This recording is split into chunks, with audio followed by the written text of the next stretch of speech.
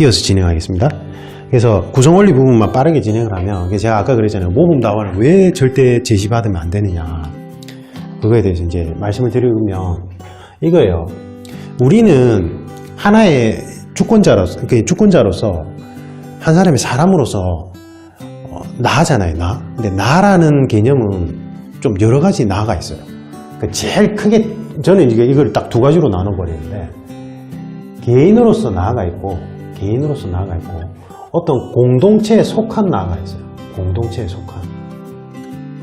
공동체 속에서 유의미한 나가 있고, 그냥 가족 다 떠나서 그냥 인간으로서 존엄성을 가진 하나의 개체로서 나가 있어요. 개인으로서. 그러면 심층 면접은 너는 누군데 이 시험이라 했잖아요. 너는 누구야 이거예요.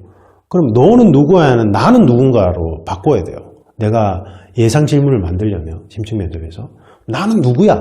나는 누구예요? 나는 누구죠? 네, 이렇게 이제 분석이 들어가야 돼요. 그러면 개인으로서 오로지 개인으로서 나는 너의 취미는 뭐니? 너 힘든 일 겹쳤을 때 너는 어떻게 극복하니? 뭐 가족들과, 그거는 여기에도 해당될 수 있겠죠. 뭐 가족들이 나를 그러면 가족들이 나를 잘 정신적으로 서포트 해주는 거 말고도 내가 내 스스로 컨트롤해야 되는 부분이 있어요. 그래서 여기는 자기 조절에 관한 문제예요. 그래서 이게 뭐하고 연결된다? 여러분들 시험에서는 직무 적응성 질문하고 연결돼요. 이 조직 특유의 고유 문화가 있다. 그 문화에 대해서 알고 있느냐? 미리 이제 조사를 해봤느냐? 그러면 조사를 해보지 않았더라도 이 사람의 어떤 성향을 분석해보면 이 사람이 우리 고유 조직 문화에 잘 적응하겠다를 판단할 수 있어요. 이거를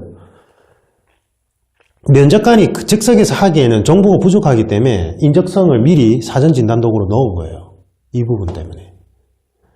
자, 그 다음에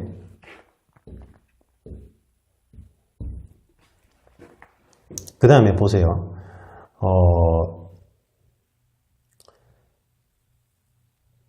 성향 부분이 있고 자기조절 부분이 있어요. 그 다음에 나는 개인으로서 나로 어떻게 살아갈 것이냐에 대해서 생각해 봐야 돼요. 그럴 게 없죠. 인생관이에요. 인생관. 자, 이게 인생관이란 건 기준점 역할을 하는데 어떤 기준점 역할을 하냐면, 예를 들면 여러분들이 왜 경찰 시험을 준비했어요? 네? 의류 사업을 할 수도 있고, 아니면은 뭐 이렇게 청년 창업을 할 수 있고, 푸드트럭을 할 수도 있고, 아니면 취업을 했을 수도 있고, 여러 가지 방법이 많아요. 저희 수험생 중에 한 분은 대기업의 조선소에서 근무하셨어요. 그 군함이나 이런 거 선박 설계하셨고, 포지션이 정말 안정적이죠. 군함 이런 거는 월급도 많았겠죠. 근데 그 좋은 직장을 때려치우고 경찰에 도전하는, 나이도 많으세요. 지금 합격하셔서 잘 다니고 계신데, 교육받고 계시네요. 어쨌든 그분은 왜 굳이 남들 다 선망하는 대기업에 다니다가 경찰을 하냐 이거예요. 그게 뭐예요? 인생관이에요. 나는 내 인생을 어떻게 바라보고 어떠한 가치 기준점을 세울 것이냐가 인생관이에요. 그래서 심층 면접에서 인생관을 검증하는 거를 강화하자라는 게 이거예요. 이 사람이 자신의 인생을 바라보는 관점과 태도를 보면 타인을 어떻게 바라보고 어떻게 대할 수 있는지 알 수 있어요. 나 자신을 함부로 막 대하는 사람들은, 남도 그래요. 나 자신을 귀하고 존중할 줄 아는 사람들은 다른 사람도 그렇게 할 가능성이 있어요. 나르시시즘인가 뭐 그거 빼고 그거 말하는 게 아니에요. 제 말은. 난 너무 잘생겼어요. 이거 말고요. 그 개념이 아니라, 이건 이제 코칭 때 자세히 설명을 드릴 겁니다. 그래서 저희 형통한 심층 면접 프로그램에서 1, 2단계가 좀 힘들어요. 인생관을 도출해야 되는데, 이게 우리나라 교육 이 체계가 어릴 때, 사실은 이건 어릴 때부터 계속 확립이 되어야 돼요. 그러니까 중고등학교 때 선생님들이 국영수도 너무 중요한데, 사실은 넌 어떻게 살고 싶니? 넌 어떤 사람인 것 같니? 우리 사회는 어떠한 사회인 것 같니? 그런 사회 속에서 넌 어떻게 살아가고 싶니에 대해서 자꾸 질문을 통해서 자문자답을 해서 스스로 철학적으로 깨달아가게끔 해야 되는데 그런 교육이 없어요. 그렇게 하는 선생님도 잘 못 봤고요. 전 모르겠어요. 전 옛날 사람이라서 저희 때는 더 없었어요.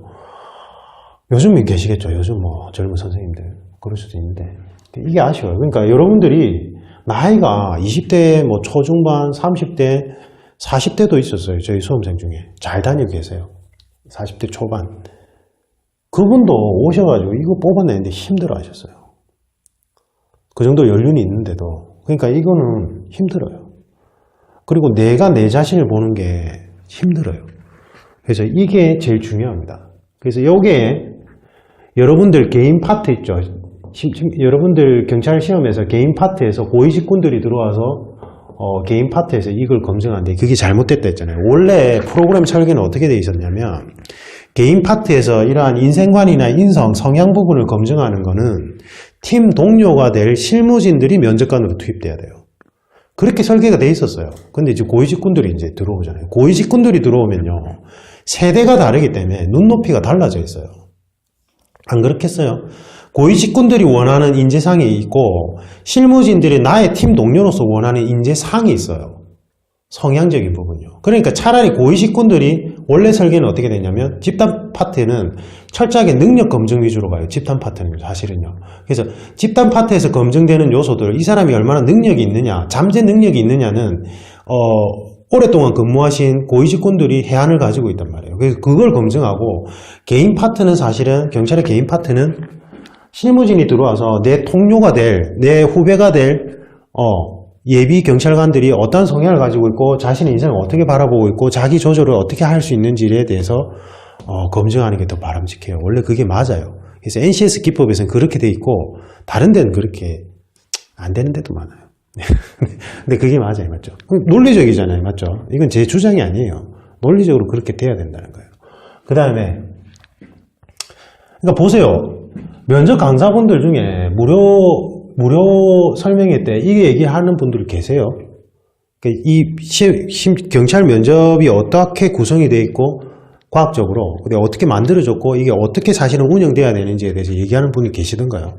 저는 제가 알고 있기로는 없어요. 제가 3년 넘게 지금 고시학원가에 출강을 갔었는데 없어요. 그래서 저한테 다 배우려고 하셨어요. 그 지역의 유명 그 학원장님도 저를 이제 같이 담소 나누면서 제가 1시간 넘게 설명드렸어요. 거기는 원래 잘 되는 데였어요. 그거 듣고는 이러면서 그랬어요. 근데 거기서 안 한 이유가 거기 하시는 분이 경찰 퇴직하신 분인데 제가 그분도 교육을 받으라 했거든요. 이거에 대해서. 왜냐하면 그 경찰에 대해서 전문가분이시지 이런 채용 프로세스에서 심층 면접에 대해서는 교육기관이 없단 말이에요. 경찰 안에서도. 저한테 교육을 받으려고 하니까 연세도 많으신 분이 교육 받으려고 하겠어요. 이러는 거예요. 난색을 표하셨어요. 뭐 저도 생각해보니 그렇고 그래서 뭐 굳이 안 했어요. 안 했는데 자꾸 자기 어필을 하라길래 잠깐 얘기했습니다. 다른 분야에는 요즘에는 이게 커리어 컨설팅이 정식 잡이 되면서 저희 때는 아니었어요. 부업이었어요. 부업 개념이었고 그래서 이제 연구하시는 분들도 많고 그래서 다른 분야 쪽에서는 좀 알고 계신 분들이 나타나기 시작했어요. 예. 그건 맞아요.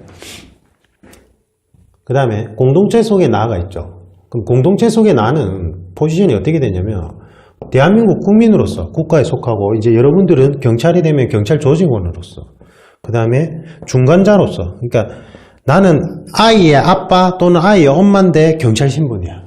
가정도 지켜야 되고 경찰관으로서의 뭔가 포지션이 같이 중첩될 때가 있어요. 중간자 입장이에요. 공동체 속에 나는 제일 많이 이제 측정하고자 하는 게 인간관계론이에요. 너는 다른 사람과의 갈등이 발생했을 때 어떻게 대처를 하느냐. 다른 사람들 간에 어떠한 본인만의 인간관계론을 가지고 접근해 나가느냐 봐요. 그 다음에 여기는 능력 위주로 간다 했죠. 그래서 어떤 논리 능력, 분석 능력 뭐 이런 식으로 검증이 들어가는데 왜냐하면 국가의 국민으로서 여러분들이 중요하게 체크해야 될 거는 대한민국의 국민으로서 대한민국에서 지금 현재 이슈화되고 있는 사안들에 대해서 얼마나 관심을 가지고 있고 거기에 대해서 너는 어떠한 해법을 가지고 있느냐를 물어봐요. 그게 뭐예요? 시사 이슈예요. 이제 토론 주제로 많이 활용되어야 되는데 어떤 청은 세상에 상황 설정 질문을 토론 주제로 넣더라고요. 토론의 의미, 토론 시험의 개념을 전혀 모르고 제가 그때 제일 분노했어요.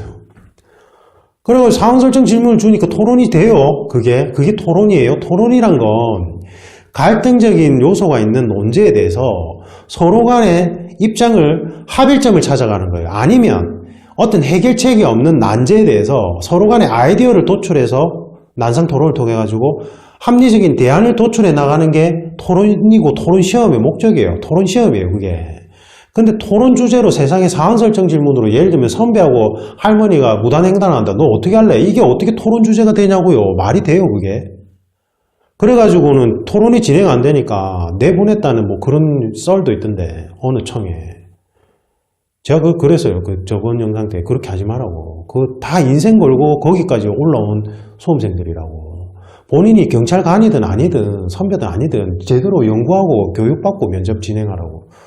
제가 그때 영상에다가 그 얘기했어요. 전 그거 맞아요. 상황 설정 질문을 토론으로 주는 데가 어디 있어요, 세상에. 토론 시험 자기 보고 보라고 해서 할 수 있느냐? 못해요. 상황 설정 질문이란 건 과학적으로 어떻게 만들어졌냐면 그 심층 면접에서 어떤 거냐면 뭘 측정하고자 하는 거냐면 특정 상황에서 이 사람의 행동 지표를 검증하고자 하는 질문이에요. 상황을 설정을 하고 큰 상황을 주어지고 나서 그 안에서 작은 상황을 설정해서 자신의 행동을 결정할 거 아니에요. 맞죠? 그러면 그 행동을 결정할 때 기준점 되는 게 행동 지표라는 거예요. 각자의 행동 지표가 무엇이냐를 검증하는 건데 그걸 어떻게 토론하냐고요. 말이 돼요. 거기서 도출되는 윤리적인 문제에 대해서 예를 들면 뭐 선배는 봐주고 할머니는 봐주지 않았다. 이러한 윤리, 재량을 행사했는데 거기 안에서 뭐 이게 윤리적으로 맞냐 안 맞냐에 대해서 경찰관의 재량권의 부여에 대한 거기에 대한 뭐 어떤 윤리적 문제에 대해서 토론해보자. 그건 돼요. 그건 아카데믹 토론으로 가야 돼요. 또 시험 형태가요. 그러니까 연구도 안 하고 교육도 안 받고 들어와 놓고는 자기가 수험생들 토론 못 한다고. 그게 이제 진실인지 아닌지는 잘 모르겠어요. 저도 전해 들어서 아니길 바랍니다. 그래서 이제 뭐 경찰 카페에서 그게 막 이렇게 논란이 됐다고 하더라고요. 그러면 안 돼요. 그 인생 걸고 앉아 있는 분들이잖아요. 여러분들 다 본인이 먼저 경찰관 됐다고 해서 그렇게 해. 진짜 제가 분노했었어요. 그때 진짜로. 토론 시험에 토론의 개념도 모르고 앉아있는 거예요, 거기서. 죄송합니다. 제가 우리 클럽에, 셀프 디펜스 클럽에 운동을 더 많이 해야 됩니다. 그러니까 국가란 건 뭐예요? 시사 이슈에 대해서, 시사 이슈란 건 갈등이란 요소가 필연적으로 들어가요. 우리가 갈등이란 건 개개인이 모여 살기 시작하면서 공동체를 이루어나면서 주권과 주권이 부딪히는 현상, 권리 충돌 현상이 일어나요. 그게 갈등형이고 갈등은 필연적으로 일어날 수밖에 없어요. 대신에 이제 갈등을 어떻게 바라보고 어떠한 해결책을 가지고 있느냐가 중요해요. 갈등을 해결하지 않고 방치했을 경우에는 골마 들어간단 말이에요. 거기에 대해서 이제 토론 시험을 통해 가지고 합의점을 도출하는 형태로 가야 돼요. 그 다음에 경찰 조직에서 이제 여러 가지 상황 설정 질문을 해요. 아까 얘기했던. 근데 그 상황 설정 질문이 지금 이제 그냥 가볍게 말씀을 드리면 기준점이 NCS 기준으로 보면 3, 4 수준, 그러니까 일반인이에요. 근데 경찰에 지원하는 일반인이란 수식어가 붙기 때문에 경찰에 지원하는, 여러분들이 최소한의 필기과목에서 공부했던 경찰의 임무 뭐예요? 공공질서를 유지하고 국민의 생명과 신체를 보호하는 그러한 임무에 대해서는 숙지를 하고 있어야 돼요. 그러한 임무를 바탕으로 일반인 기준점에서 논리적이고 분석적으로 상황을 설정해서 본인의 행동, 지표에 따라서 어떻게 행동할 건지에 대해서 답을 하면 돼요. 실무 매뉴얼 물어보는 게 아니란 말이에요. 아까 얘기했잖아요. 기준점이 일반인 기준점이라고. 그런데 그거를 퇴직하신 분을 모셔다가 이분의 그냥 예전에 경찰 생활 어떻게 했는지 아니면 또는 지금 현재 근무하는 사람한테 실무 매뉴얼을 물어본다는 게 말이 되냐고요. 외운 답변 돼요. 그렇게 되면. 그 감점포가 엄청 커요. 그 다음에 자 보세요. 퇴직하신 분들이, 저도 다른 분야에서 직업을 여러 가지 직업을 거쳤고 그쪽 직군을 심층면접 코칭할 때는 되게 조심해요. 왜냐하면 저희 직무 선입견이 스며들 수 있기 때문에 그래요.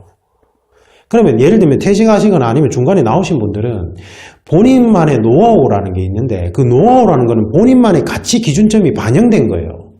근데 만약에 면접관 중에 그것과 상반되는 가치 기준점을 가진 분이라면 어떡할 거예요, 여러분들? 그 오디션 프로그램 보면은 본인의 음색이 있고 본인의 영혼을 담아서 노래를 불러야 되는데 기성 가수들을 그냥 모방해서 그냥 앵무새처럼 따라만 한다. 이게 물이 잘못 들었다. 이런 뭐 어떻게 발전 가능성이 없다라고 따끔하게 질책하는 경우가 있죠. 그게 같은 맥락이에요.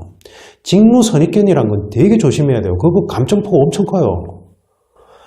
왜냐하면 생각해보세요. 여러분들은 경찰 업무에 대해서 전혀 겪어보지 않은 사람인데 어설프게 실무 매뉴얼을 어떤 사람의 가치관이 버무러진 채로 대답을 해버리면 면접관이, 여러분이 나중에 면접관에 투입돼서 어떤 생각이 들 것 같아요? 경찰에 대해서 겪어보지도 않고 경찰 업무를 해보지도 않은 인간이 와가지고는 뭐라 말해 얘기하면서 상황 설정 질문에 대해서 그래서 경찰이 이래야 된다, 난 이래야 하겠다, 뭐 이런 식으로 얘기하면 얼마나 기가 막히겠냐고요.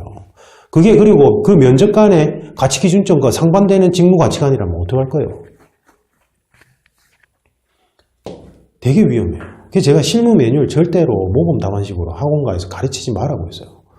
그 다음에 퇴직하신 분이 하는 건 좋은데, 아니면 중간에 이제 나오신 분이 그 면접 강사로 투입되는 건 좋은데, 본인의 경험담을 녹여내가지고 답변에 가이딩을 하면 절대 안 돼요. 위험해요, 그게. 제발 좀 안 그랬으면 좋겠습니다. 수험생들한테 진짜 치명적인 독이에요, 그게. 그 다음에 스피치 강사분들 중에, 뭐 안 그런 분도 계시겠지만, 그 사기업 있죠. 그러니까 사기업하고 공공기관의 면접 책정 기준점이 좀 달라요. 아까 얘기했듯이 면접관들이 환경적인 요소로 영향을 받기 때문에 공공기관에서 오래 근무한 분들이냐 사기업에서 오래 근무한 분들이냐에 따라서 면접관의 성향들이 조금씩 달라져요. 거기다가 직렬별로 예를 들면 마케팅에 지원하는 사람이냐 아니면 아주 폐쇄적인 환경의 기관에 지원하는 사람이냐에 따라서 표현 방법이 뉘앙스가 달라져야 되는데 사기업의 뭐 밝고 표정 뭐 문구들 있잖아요. 마케팅 분야 지원자라면 가능한데 뭐 형용사를 수식어구를 놓고 해가지고 죄송합니다. 또 흥분했습니다. 안 그랬으면 좋겠어요. 그래서 경찰은 뭐예요? 여기서 나오는 거는 경찰에 대해서 얼마나 관심도를 가지고 일반인으로서 조사를 해봤냐. 그럼 뭐 경찰 정책에 대해서 너는 어떠한 생각을 가지고 있냐? 일반인으로서. 경찰에서 일어날 수 있는 상황들이 있는데 네가 만약에 경찰관이 된다면 일반인으로서 어떻게 논리적으로 해결해 나갈 것이냐. 중간자는 경찰이 만약에 된다 치자. 가족의 구성원인데 가장으로서 또는 아이의 엄마로서 아이의 아빠로서 아이가 아픈데 갑자기 긴급 출동 상황이 된다면 어떻게 할 것이냐 이런 것들이 있어요. 그래서 구성 원리는 크게 너는 누구냐 나는 누구냐에 따라서 두 가지 포지션으로 나누고 거기 안에서 검증하는 부분들이 자기 조절 능력에 관한 것, 직무 적응성에 관한 것, 성향에 관한 것들은 개인 파트, 개인으로서 나에 대한 질문들로 구성이 되고 그 다음에 공동체에 속한 거는 시사쟁점, 그 다음에 경찰 정책, 그 다음에 경찰관으로서 생활할 때 일어날 수 있는 상황에 대한 대처 능력들, 판단 능력들, 그 다음에 중간자 입장으로서의 것들 이렇게 다. 그러면 뭐 예를 들면 그 여러분들이 이제 채점 기준표 같은 거 보실 수 있잖아요. 논리력, 분석 능력. 그거는 뭐냐면 여기서 다 볼 수 있어요. 취미생활이 뭐예요? 안에서도 논리력과 분석 능력 체크할 수 있어요. 근데 그걸로 기준점으로 기출을 분류하잖아요. 그게 사기업 책에서 옛날식으로 하던 분류 방식이란 말이에요. 예전에 이게 제가 아까 그랬잖아요. 이게 정식 잡이 아니었다 했잖아요. 그래서 논리력을 검증하는 기출 질문으로 분류를 하고 분석력을 뭐 하는 걸로 분류하고 측정 요소 항목별로 분류한 거는 그게 그래서 위험해요. 왜냐하면 한 질문 안에서 그 여러 가지 측정 요소를 복합적으로 검증할 수 있어요. 죄송합니다. 제가 좀 유하게 강의를 하려고 다시 재창을 한 건데 말하다 보면 답답해요. 좀 이건 저의 주장이 아니라 그냥 과학적인 사실들이에요. 이거는 이렇게 구성돼요. 이게 당연한 거죠. 제가 여기에 뭐 제 주장을 어디다 실어놨어요. 지금까지 설명한 것 중에 연구를 안 하고 공부를 안 하고 교육 연수도 안 받았죠. 제가 전에 한번 연수 받았을 때 그 산업심리학과 교수님이고 이분이 이제 실제로 국내 이러한 기관들의 면접 프로그램을 담당하는 그러니까 그거를 개발하는 개발진의 일원이에요. 그러니까 이게 한 명이 다 못 만들어요. 심리학자분들하고 경영학자분들하고 교육학자분들하고 전부 다 협업식으로 만들어내는데 하여튼 거기에 주도적으로 참여했던 분 중에 한 분이에요. 저보고 하는 말이 뭔지 아세요? 모범 답안, 붕어빵 답안 부끄러운 줄 알아야 된다면서 이 측정을 못한다면서 뭐 실무 매뉴얼 답안 뭐 이런 거 있죠. 제가 부끄러워서 말을 못했어요. 저는 그렇게 안 하는데도 어쨌든 지금 같은 직종에 이제 종사하고 있으니까 그 교수님 막 답답해가지고 바보들 아니냐면서 왜 공부를 안 하고 면접 강의를 하냐면서 그걸 듣는 사람은 도대체 뭐냐면서 이제 본인도 대학의 교수님이니까 이제 학생들이 취업 준비하고 하잖아요. 저한테 이제 강하게 불만을 토로하시는 거예요. 그 교육 연수 때 제가 뭐 한 말도 못했어요. 그 현실이 맞거든요. 저 혼자 아니라고 얘기해 본 적 없죠. 그러니까 이제 제가 아까 얘기했듯이 이제 이게 정식 직군이 되면서 이제 젊은 세대 분들이 이렇게 면접 강사로 활동을 많이 하세요. 저처럼 이렇게 취업 컨설팅 회사도 만들고 이렇게 해서 연구 많이 하시는 분들도 많아요. 그리고 이제 여기에 대해서 좀 알기 시작한 분들도 많고 그 NC에서 이제 그 교육 수료를 받고 이제 좀 알게 된 분들도 많아요. 저만 알고 있다, 뭐 나만 잘났다 이 얘기가 아니에요. 근데 어쨌든 지금 경찰 공무원 쪽에는 유입이 안 되고 있어요. 그런 분들이 왜? 아까 얘기했잖아요. 필기 과목 위주로 돌아가서. 근데 뭐 이거 솔직히 뭐 이거 1년에 2번 있는데 경찰 시험은 수익성 부분에서도 마찬가지고. 그래서 저는 심층 면접만 다 담당을 하잖아요. 인적 자원 개발의 인원이기 때문에 하는데 제가 좀 여러분한테 도움이 됐으면 좋겠어요. 그러니까 올바른 방향으로 가이딩을 잡으면 사실은 학원 수강을 안 하시고 직접 스터디를 짜가지고 하실 수 있어요. 근데 대신에 최소한의 이론은 필요해요. 예를 들면 이런 시사쟁점 분석 이런 거는 여러분들이 이제 사회과학 이론이 어느 정도 필요한 것들이 있기 때문에 그러한 부분에 이제 시행착오를 줄이기 위해서 제가 이제 에어클래스에 이론 강의를 올려놨거든요. 저는 그래요. 그래서 이론 강의는 최소한이에요. 그냥 최소한 필요한 지식들로 구성해놨으니까 그거 보시고 그 다음에 여러분들이 스터디 짜가지고 하셔도 충분할 것 같아요. 굳이 저한테 오프라인 수업 들으라고 얘기하는 게 아니에요. 그리고 이론 강의 뭐 다른 학원 쪽에 괜찮은 거 있으면 그거 들으셔도 되고요. 뭐 제 것만 들으라는 얘기가 아니고. 근데 중요한 건 어쨌든 방향성을 이렇게 잡으셔야 돼요. 방향성. 뭐 이걸 따라해서 뭐 이런 얘기를 하는 건 상관이 없는데 이제 여기에서 이제 인생관을 도출하고 그 다음에 이러한 인생 가치 기준점상 도출되는 직무 가치 기준점하고 연결고리를 검증하는 게 엄청난 노하우가 필요해요. 데이터가 필요하고요. 저는 이제 그걸 가지고 있죠. 코칭을 오랫동안 했으니까요. 이게는 이제 선생의 역량이에요. 그런 유기적인 연결 부분을 찾아내고 인생관 도출하는 데 도움을 주고 검증하는 거. 그게 역량이고 저는 이제 그런 거를 해드리는 거죠. 어쨌든 그렇습니다. 어쨌든 좀 도움 되셨으면 좋겠습니다. 이상입니다. 감사합니다.